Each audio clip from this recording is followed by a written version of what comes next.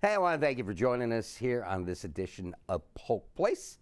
I'm Brian Lacey, and if Jamie Jameson is in the building, that means we are talking the Polk County History Center. Yes, sir. All new and improved for 2026. 2026, it's a new year. Are you ready? Really? Yeah. Okay. Yeah. If I have to be. If you have to be. Kicking and screaming into the new year? I'm more like whimpering and wincing. I like it. That's a very good visual. Oh, well, it's a big year. Yeah. So how did I always have to ask, how did December end up? December ended really well. I haven't done an official count, but I'm pretty sure Santa saw close to 300 kids throughout the season, and the Festival of Wreaths went fantastic. You know, the primary purpose of the Festival of Wreaths is always just to help make the season feel full and bright at the History Center, and we had so many visitors come this year just to see the wreaths and to ask how they can participate next year. So we had a very successful season. And did you know I learned something today? Uh-oh, what'd you learn? I learned that December is the busiest time of month for you guys within your store. Yes, within our gift shop. So not only did we have the wreath purchases come through there, but you know, people are always looking for something kind of authentic that represents Polk County or represents Bartow to give, you know, kind of like me, I get postcards when I go in places. Yeah. This year we found magnets are back in. People kept coming in and looking for magnets that they could buy to commemorate their visit to Polk County. So it was a really good year for our little bookshop. We also, or gift shop, we also have books. We have little toys like trains, you know, get a choo-choo for Christmas, train whistles, and everybody's favorite, rock candy. That's very cool. Gotta have rock candy in a historic gift shop, right? I don't know. No. Grown-ups are like, oh, but the kids are like, yes. Yeah, most definitely. Yeah. Definitely. If ice scares me and chewing on ice, I don't want to chew on rock candy. No. But it's delicious. So what do we got coming up for 2026? Ooh, yeah, 2026 is going to be a big year for us. Two really big events to kind of keep in mind throughout the whole year is one, on February 8th, we'll be celebrating Polk County's 165th birthday. I know, she doesn't look that old, does she? Yeah, I know. And then wondering what the sign is for 165 years of. I don't know. I'd have to look. I'd have to go in and look into it. Maybe it's citrus. Maybe it's oranges. Okay, there you go. And then coinciding with that, of course, it is our nation's 250th anniversary since the signing of the Declaration of Independence. So a lot of the activities and the programs and the things that we will be doing at the History Center will revolve around those two commemorations, kind of woven into our programming, and then, of course, kind of a standout celebration for America 250 in July. I thought of you when I heard the story about what's going to be unique about the ball that drops on Times Square this year. Oh. And what's going to happen that has never happened before. What is it? It's going to drop twice this year. Ah. Once on New Year's Eve and the other time on July 4th. Oh, because it will be so red, cool. white, and blue. Oh, I'll have to keep an eye out for that. I did not know that. And evidently, I think it's going to drop in D.C. If I'm not, I think they're taking it to the Washington Memorial. Okay, if I remember right. That'll be really cool because that's like a Waterford crystal thing, isn't it? Yeah. Oh. It's a cubic zirconia. Zirconia. Okay. They got the real one. It's like the Mona Lisa. All that stuff is gone. It's in a vault somewhere. Yeah, like let's not. The cubic Z's of it. But it lights up different colors. Yeah. So speaking of which, if you were in downtown Bartow. I saw that this morning. Yes, I have a brand. Red and green. I know. And it's going to roll over. If I have done, we were just talking about your coworker, Steve Barnes, being like the IT guru over here. So I am the IT voluntold guru at the History Center. It's not my background, but I have learned. Yeah. I have learned how to program the lights over there. Yeah. So hopefully we're kicking and rolling with those lights, and you'll see different lights and different colors. Yeah. So throughout the year, mostly noticed. I said that they were blue. Yes. But they weren't blue because it was the It's like the refraction yeah. of the swamp gas on Mars. Or just there's some Men in Black stuff. coating. You know? Yes. So if you see me standing out in front of the History Center and it's dark out, I'm trying to figure things like that. Have I got the correct I wondered shade? if you guys got a camera up there and you can just do it there, or if you got to look. I gotta look. I gotta type it. Go outside, look. And it's actually even funnier than that. You'll see me go all the way up to the 3rd floor. So I have to go up to the 3rd floor, plug it in, down to, go stand out on Main Street and be like, oh, that's coming more purple than blue. Let me, So it's an experience, but it's just so cool. And I didn't know, have you ever worked with light technology? They're all on their own. So each light bulb for it technically has 4, and I have to program all 4 lights. Yeah. So if you see me out there crying, it's because I'm so excited and proud that it's working. The vision that I have of you is circa 1980 with rabbit ears on the TV and a little bit of aluminum foil. Can you see it now? It's a little bit better. You should see it. Yeah. It's beautiful. Yeah, so we might have to purchase a walkie-talkie system for the History Center. We're like, does it look good now? Okay. Let's see. Are you going to trust anybody else's eye to the color? No, unless it's my husband, because I've trained him over the years, and so he's fine-tuned at this point. But anyone else, I'll be like, it's like when the remote goes missing. Yep. Are you sitting on it? No, stand up. Prove it to me. So, but no, we are really excited. We worked really hard with county facilities and the electric company, and we've got it locked in now, and I have the power. And we're going to change the colors as they go. Yep. Well, and the fun thing is I can pre-program it. It's kind of like set it and forget it, hopefully. Yeah. So that's on my New Year's resolutions, is to sit down and pre-program the whole year so that we don't have to think about it.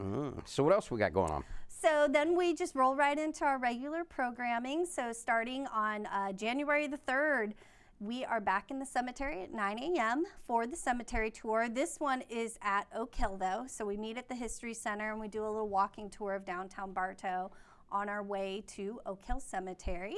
And I'm really excited because it's the time of year where it's nice to be. It's a little cold, but it's not like too hot. I would take a little cold over too hot, I think. Yeah. So we'll be back in the cemetery. Have you ever gone on a cemetery tour? In Savannah, Georgia, and St. Augustine in New Orleans.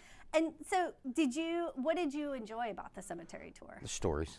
Yeah, look, now I'm interviewing him. Yeah, all right. I'm a story guy. And that's exactly what the tour is like. I think sometimes people are like, I don't want to go in a cemetery. It isn't so much the, how the graves are laid out or anything. It's the story behind, like with New Orleans, they're buried in 9s, and after 9 years, the bottom one comes out, and everybody drops one. Everybody drops one. Yeah. We don't have that at Oak Hill, but we do have some interesting stories as well as some monuments. I know, as well as some monuments, of course, famous Bartowans like Jacob Summerlin, military heroes and different veterans are buried out there. So I find that when people go out there, they say the one thing that I love to hear is, oh, wow, I didn't know Polk County had this much history. And so it's a really good historical experience in an unexpected setting, is what I usually say. So, yeah. And from what I heard, word on the street is, we lost a very valuable asset that had capabilities of telling stories in a unique manner to Tallahassee, and you are taking that over for... However, I will say, I do have a little outfit. I wore it here in November, my little pioneer outfit. So, on January the 17th, it will be me leading the architectural tour. Again, perfect time of year for it because we can spend more time outside talking about the features of the actual architecture and design of the building. If you come on that tour in July, it's still great, but we do the outside part really fast and try to sneak back into the air conditioning as quickly as possible. Like that movie in the with the presidents, and we're walking. Yes, and we're walking. Tell the old people to keep up, please. I think there was a ride at Universal that did that for a little while. There was a movie ride or something, and but anyways, we keep walking, but this time of year we spend a little bit more time outside talking about the courthouse and its structure and why the way it's designed the way it is, how it relates to the World's Fair in St. Louis. Sometimes I might sing a song from it, but it's a really fun tour and a really great way to get out on a Saturday, especially if your New Year's resolution is to move. And to get to know a little bit more about the county that you live in, and has such a unique place in history in and of itself. And then I hear there's some sort of commission thing going on. Now, what is that one? Now, so we've talked about this a couple times. If you've not seen it before, it is the Polk County Historical Commission. So the Board of County Commissioners has different meeting groups and bodies, commissions that meet to help them make decisions. And the Historical Commission, of course, meets to talk about things pertinent and important to Polk County's history. And they are meeting on January the 8th, and this is your opportunity as a citizen to come in and learn about what type of historic preservation activities the county is looking at, that the county is already pursuing, such as our historic preservation ordinance, or if you know of a site that shouldn't be overlooked, this is your chance to come in and say, hey, I know of a site in Polk County that has A, B, and C history.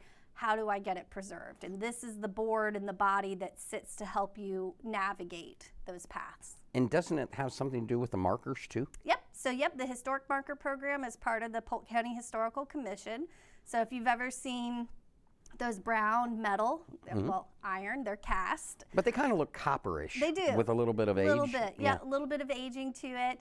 Out on the roads, out on the trails. Pewsville. Yeah, Pewsville. Yeah, where else have I seen them? So we've got some at Fort Fraser. The city of Bartow is our newest one. Cleveland Heights Golf Course just turned 100 in Lakeland. Wow. And they've got a historic marker out there too. And all of those, so like Cleveland Heights Golf Course, the city of Lakeland came to the Historical Commission and said, we're celebrating the 100th anniversary of Cleveland Heights Golf Course. How can we partner with the county to promote that history? And the best way is through the Historic Marker Program.